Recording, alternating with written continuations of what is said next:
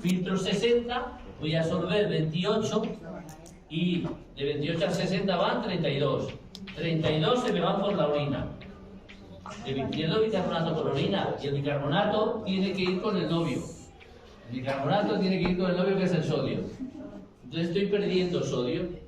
Con lo cual, si yo hago una fracción exceptora de sodio o el sodio en orina, obligadamente va a ser de 32 por lo menos.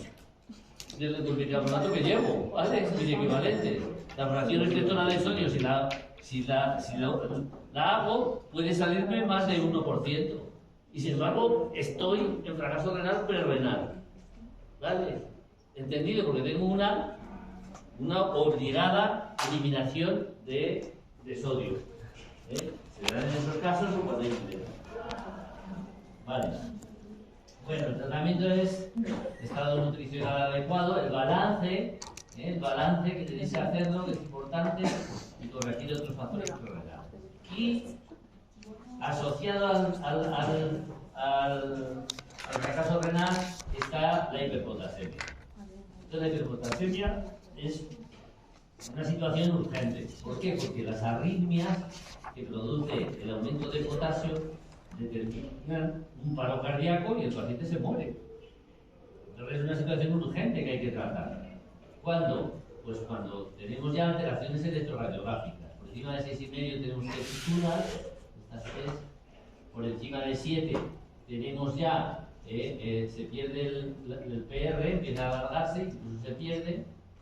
Por encima de 8 empiezan ya las arritmias ventriculares.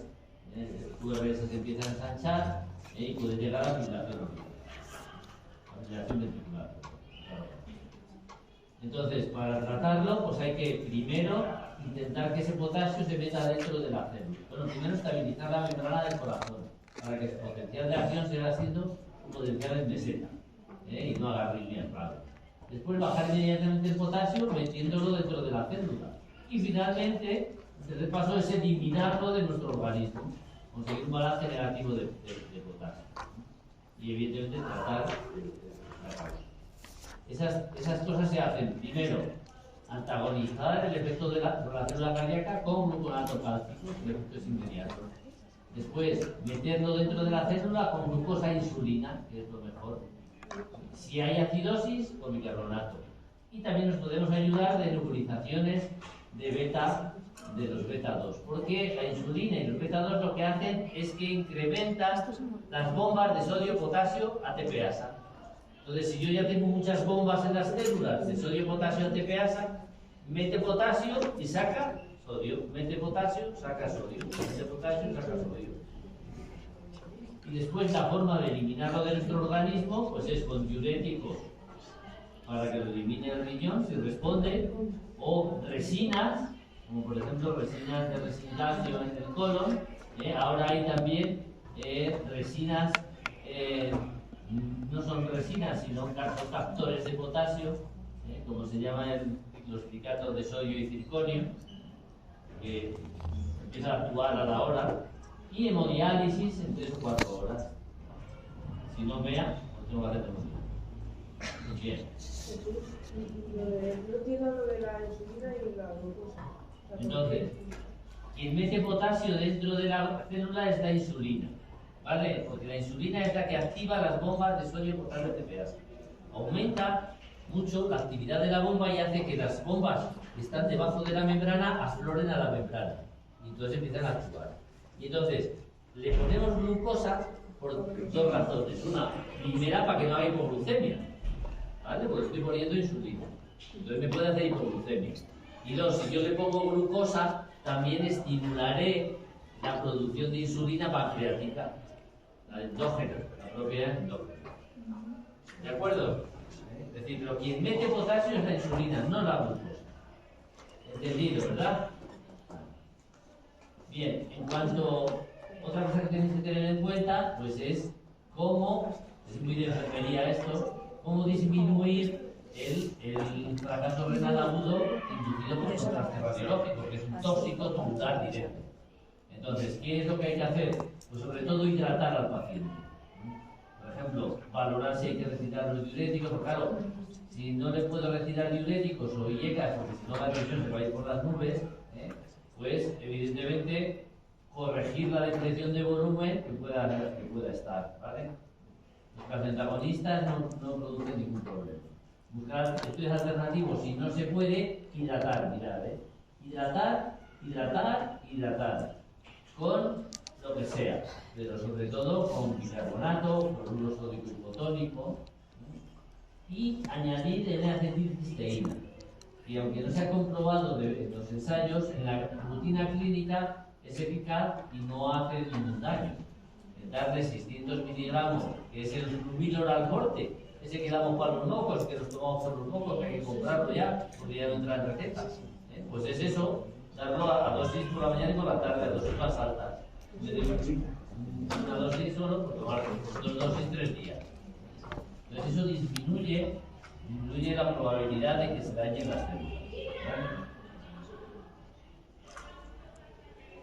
¿Vale? Bueno, entonces ya si lo dejamos y ahora vamos a la enfermedad renal crónica. Entonces, definimos ya enfermedad renal crónica cuando tenemos daño renal más de 3 meses. Eso lo tenéis que tener en cuenta, ¿vale? Porque si no, casi también puede ser aguda y no es crónica, ¿vale? Desde más de 3 meses definido por alteraciones estructurales del riñón o presencias de daño renal, la albuminuria o alteraciones de las pruebas de imagen o del sedimento urinario.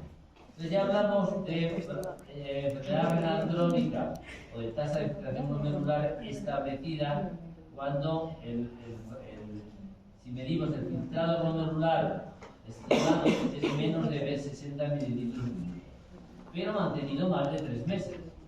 ¿De acuerdo? Y pues para algunos es necesario que hubiera una causa relacionada, pero a veces no se puede. Entonces, según el filtrado glomerular estimado, mediante la edad y la creatinina sérica, determinamos ya los diferentes grados de insuficiencia renal o de enfermedad renal crónica. Entonces, el grado 1 y el grado 2, el filtrado glomerular puede estar normal o ligeramente disminuido y no hay albuminuria. Entonces, esto lo consideramos rango de referencia. No quiere decir que sea normal, sino de referencia de riesgo.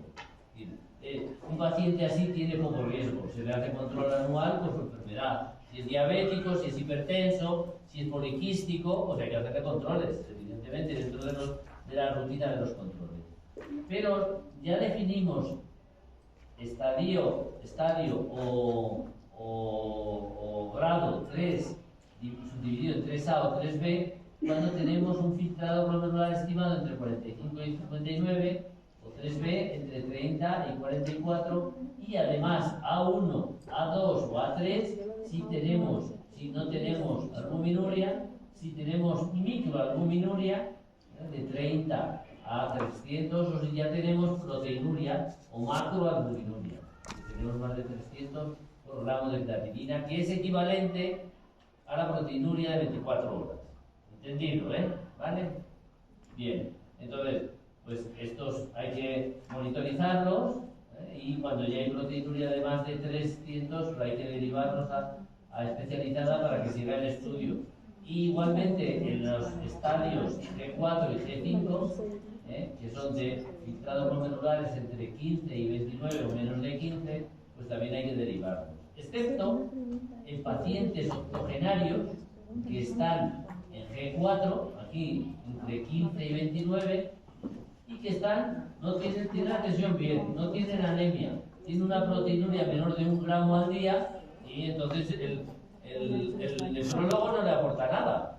Si entra en el programa de crónicos de enfermería y del médico, en el programa de crónicos, pues un paciente estable que no va a progresar la enfermedad renal. ¿Entendido? ¿Vale? Bien, ¿y cuáles son las causas? Pues la más frecuente es la glomerulosclerosis diabética, y después la no filiada. Hay un 30% de individuos que no sabemos por qué tienen insuficiencia renal crónica, los que están en diálisis.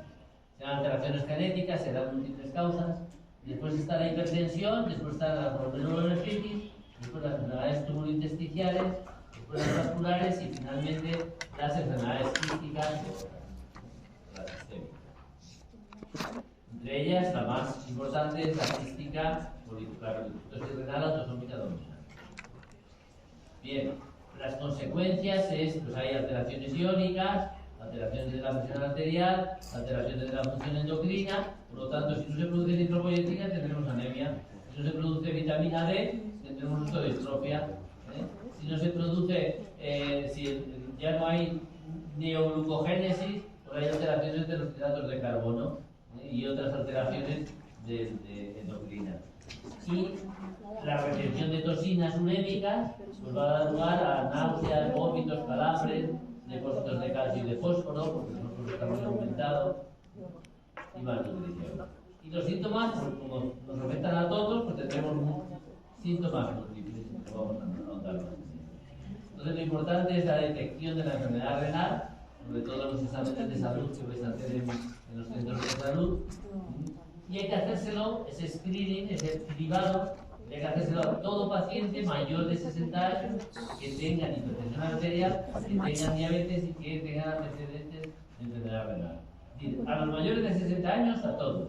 Y a todo paciente de cualquier edad que tenga estos tres. ¿Vale? Estos tres factores de riesgo. Que incluya, pues, el trabajo normal estimado, el sedimento de creatinina y la microalbuminuria.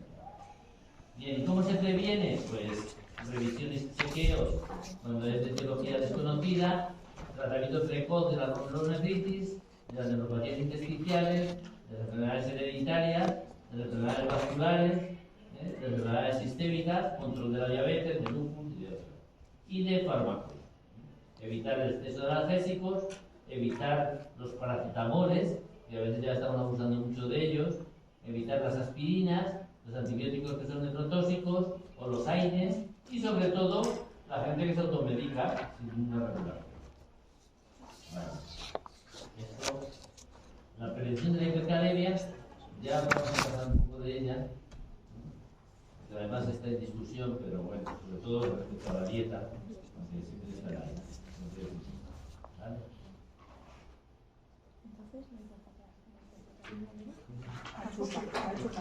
Entonces, vamos a pasar a, por lo menos, que quede claro, entonces, cuando tenemos un síndrome nefrítico, un síndrome nefrótico, tenemos que pensar en que está afectado el glomérulo. Bien de forma primaria, por una enfermedad que afecta solo a los glomérulos, o por una enfermedad sistémica que está afectando al riñón. Una vasculitis, por ejemplo, o un lupus eritematoso, o una diabetes, ¿vale? Que está afectando al riñón, o una hepatopatía, que no permite la liberación de antígenos y anticuerpos y se están depositando en el riñón y está produciendo una glomerulopatía. Bien, entonces, aquellas enfermedades que son más agudas y que van con hematuria, micro o macrohematuria, cilindruria, hipertensión, proteinuria de menos de 3,5 gramos, oliguria, insuficiencia renal y edemas, que es lo que caracteriza el síndrome nefrítico, va a ser características de las glomerulonefritis proliferativas, enfermedades sistémicas que afectan al riñón en el de inflamación. Y aquellas en las que tenemos una proteinuria de más de 3,5 gramos, con la consiguiente disminución de la albúmina en sangre, que tenemos hiperlipemia y que tenemos edemas, pues van a ser características de las no proliferativas y eso es lo que estoy diciendo. Entonces, dentro de las proliferativas tendremos aquellas que cursan con inflamación y serán las primarias, la aguda postinfecciosa, la nefropatía IgA y la nefropatía IgM, las mesangiocapilares tipo 1 y 2 que pueden ir con síndrome nefrítico y nefrótico, con los dos síndromes. ¿Vale? La extracapilar por semilunas, que es la rápidamente progresiva. Eso como enfermedades primarias. Y las no proliferativas primarias pues son la de cambios mínimos, que se trata con corticoides y no hay que hacer biopsia, la glomerulopatía focal segmentaria y la membranosa. Sin olvidaros de las enfermedades sistémicas que pueden ir con síndrome nefrítico o síndrome nefrótico. Por ejemplo, todo el lupus eritematoso puede ir con todo tipo de glomerulonefritis. Rápidamente progresiva, mesangial, y antes que te dice nefrítico, también nefrótico, ¿eh? Porque, por ejemplo, el lupus puede ir con glomerulopatía membranosa, puede ir con cualquiera, por lo tanto puede ir también con nefrótico. Aquí teníamos que poner síndrome nefrótico y nefrítico, ¿vale? Bueno, este es con todo. Las vasculitis, perdón, estas son las vasculitis, perdón.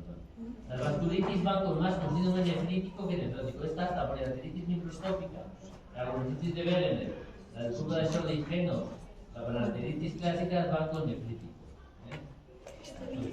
¿Vale? Entonces aquí poner nefrítico.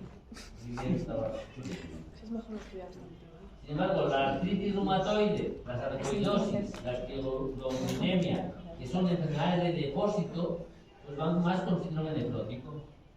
¿Entendido? Es decir, aquellas que van con inflamación van con síndrome nefrítico. Aquellas que van por varios, y dentro de las sistémicas, la que va más con síndrome nefrótico, que no podéis olvidar nunca, es esta, la diabetes mellitus. ¿Vale? La diabetes mellitus en su etapa final empieza con proteinuria de gramo nefrótico y termina con insuficiencia renal. Síndrome nefrótico. Nefropatías agudas, las postinfecciosas se caracterizan por un síndrome nefrítico agudo, que da dolor, hematúrgica, edema, hipertensión y proteinuria, bajo grado y los cilindros hemáticos. Tiene que haber una infección previa para que se establezca el antígeno anticuerpo. Y la historia natural es favorable en los niños, un poco más desfavorable en los niños. La nefropatía es muy abundante en nuestro medio y se caracteriza cuando el episodio recurrente es que coincide o es a los pocos días de la inflamación de las mucosas. Es la diferencia que hay con la posinfecciosa postcapilar. Puede haber hipertensión y en una cuarta parte progresa en insuficiencia renal. Cuando hay una proteinuria de más de 1 gramo, será dieta cuadrada. La proliferativa tipo 1 y tipo 2 es una enfermedad que puede ir con síndrome nefrítico y o nefrótico. Hay hipertensión, hay disminución del complemento y tiene una historia natural variable. Desde 1 año puede ir a insuficiencia renal o a 15 años. Pero los inmunosupresores siempre se dan, pero tienen un efecto poco predecible. La rápidamente progresiva, ya hemos hablado de ella. Los cambios mínimos es el síndrome nefrótico puro, es decir, que en el sedimento no hay nada, ni microhematuria, ni cilindruria, ni otras alteraciones. Es decir, en el sedimento no hay nada, pero tiene más de 3 gramos y medio de proteinuria al día. Y cuando le hacemos una biopsia, los glóbulos son normales y solamente en el microscopio electrónico se ve que los pedicelos, que son estos de aquí, están unidos. Entonces dejan unos poros muy grandes por los que sale la luna. Tiene buena respuesta al tratamiento de esteroideo, no así la focal segmentaria, que la mitad está afectado un segmento del glomérulo. Todo esto es normal, pero eso está muy afectado. Y están algunos glomérulos, de algunos pocos, del riñón y no todos. Hay hipertensión y la evolución no es tan favorable. Y la membranosa se caracteriza porque hay síndrome nefrótico, más del adulto, y hay hematuria, que puede ser rara, pero sí hay con frecuencia hematuria microscópica. Puede haber revisión no espontánea y siempre en los adultos hay que buscar una neoplasia subyacente. Y el tratamiento, cuando no hay neoplasia subyacente, es con esteroides, ciclosporina, tacrolimus o lamotrigina ciclofosfamida.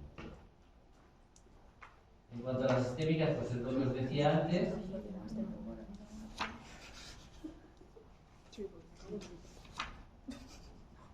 Y el tratamiento de todas las glomerulonefritis en general, pues es vigilar la tensión arterial, restringir la sal cuando hay edemas, los alimentos ricos en fósforo, hacer un balance estricto y pesar para que vaya perdiendo y vaya aumentando la diuresis y no se lo depresione tampoco el paciente. Vigilar la tensión, vigilar las trombosis no tan profundas, porque cuando nosotros eliminamos muchas proteínas, pues a veces es necesario poner medias de compresión o heparina de bajo peso molecular. Y después tener en cuenta los efectos secundarios de los corticoides. la nefropatía diabética. ¿Veis? La proteinuria mayor de 300 miligramos al día, en ausencia de otra cosa, pues hay que catalogarlo ya de nefropatía diabética, que es la cosa más frecuente de que 3 días. Y para prevenirla, pues esto es importante que lo tengáis en cuenta, porque también vais a tener los controles de los diabéticos, ¿no? Pues la presión arterial debe ser menor de 130 a 80. La proteinuria, intentar que sea menor de 300 miligramos por gramo. Control estricto de la glucemia. En pacientes frágiles es menos estricto. Y control de los otros factores de la dislipemia, quitar el tabaquismo, controlar la obesidad, controlar el sedentarismo y antiagregar si la presión arterial está controlada. En cuanto a las infecciones urinarias, pues pueden ser, dependiendo de dónde estén, pielonefritis, si afectan al riñón, letritis, cistitis o prostatitis. Y bacteriuria se dice que es significativa si es más de 10.000. Si es menos de 10.000, no es significativa, pero hay que vigilar. Y si no se acompaña de síntomas, se dice que es asintomática. Entonces, la etiología puede ser por vía ascendente, que es la más frecuente, por la uretra para arriba, por los que realmente son intestinales. El coli, el flote, la persona del enterococo, puede ser también por ojos, por familias o por herpes, en la zona genital, o por vía hematógena cuando el paciente está ingresado, son las infecciones. Todos estos son factores que favorecen la vía ascendente, favorecen la vía hematógena. Y la presentación clínica es con el síndrome adicional, que es disuria, plaquiuria, urgencia, orina sucia o mal oriente. La tira reactiva es positiva a leucocitos, puede ser a nitritos, son gram positivos, que cambian de nitritos a nitratos a nitritos, y puede haber bacterias. Y en el cultivo más de 100.000 unidades de colonias del que sea. Si se recurre mucho o hay reinfecciones persistentes durante mucho tiempo, puede dar lugar a cirrosis crónica. Y la pielonefritis aguda es una enfermedad ya mucho más grave, en la que hay afectación del riñón. Entonces, se caracteriza porque existe fiebre, escalofríos, eritona, el paciente está muy postrado, le duele el costado. La repercusión renal suele ser muy positiva, pequeños golpes que dan en la zona lumbar le duele mucho, puede haber síntomas generales como náuseas y vómitos, y síndrome cistítico, síndrome anterior, puede decir disuria, oliguria, frecuencia urinaria. Puede haber, en el examen de la orina hay leucocituria y bacteriuria y a veces cilindros leucocitarios. Y en sangre hay leucocitosis, desviación izquierda y aumento de los parámetros inflamatorios, como la proteína C reactiva, o neutrofilia, o la propagina. La pielonefritis crónica es un cuadro de presentación variable que se da por infecciones urinarias de repetición y que pueden conducir a este tipo de lesión si año tras año se van produciendo muchas alteraciones. Los factores que complican la bacteriuria suelen ser la orina residual, las vejigas endógenas y las incontinencias urinarias, la hiperplasia o el tumor de la próstata en los hombres, estenosis uretrales, estenosis globalas persistentes, la presencia de cálculos o de catéteres, la presencia de tumores, el propio embarazo, las mucosas atróficas, y tienen peor pronóstico si hay afectación renal en la infancia, en la nefropatía diabética, en la pielonefritis crónica y en la hipertensión hepática. Los grados de reflujo que hay que tratar en los niños siempre, para que no conduzcan a esta situación.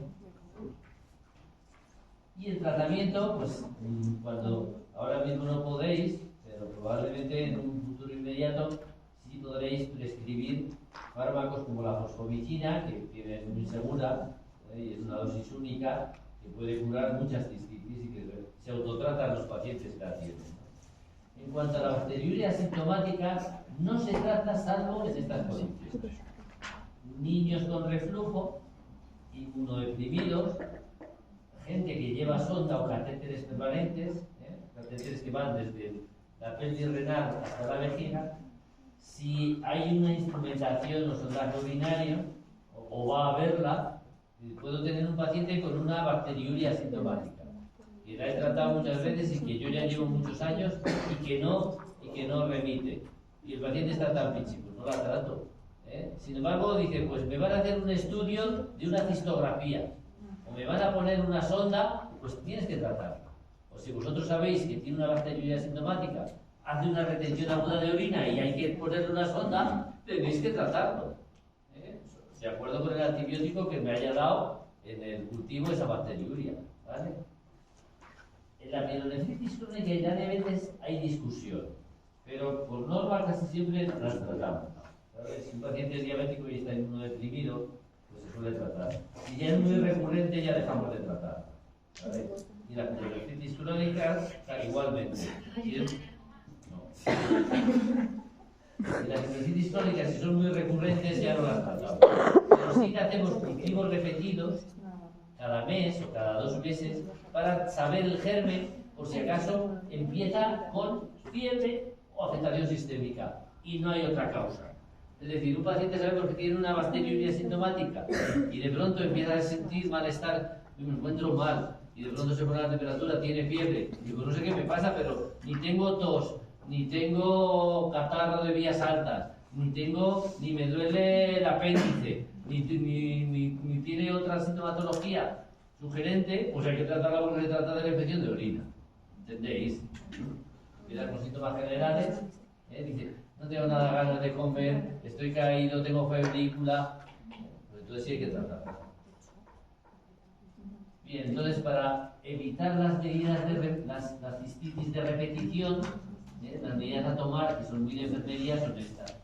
Tratar el reflujo, evitar la retención urinaria, es decir, que vayan a hacer pis, vaciar la vejiga urinaria, no hacer coito, cambiar de método anticonceptivo si existe, combatir el estreñimiento, aumentar la ingesta líquida y después los arándanos y la vitamina C y la levanosa, que vale un poco carita, pues están son discutibles, ¿no? Pero bueno, no pasa nada porque la gente se vaya a Mercadona y se compra un frasco de arándanos y los tome, no le va a pasar nada.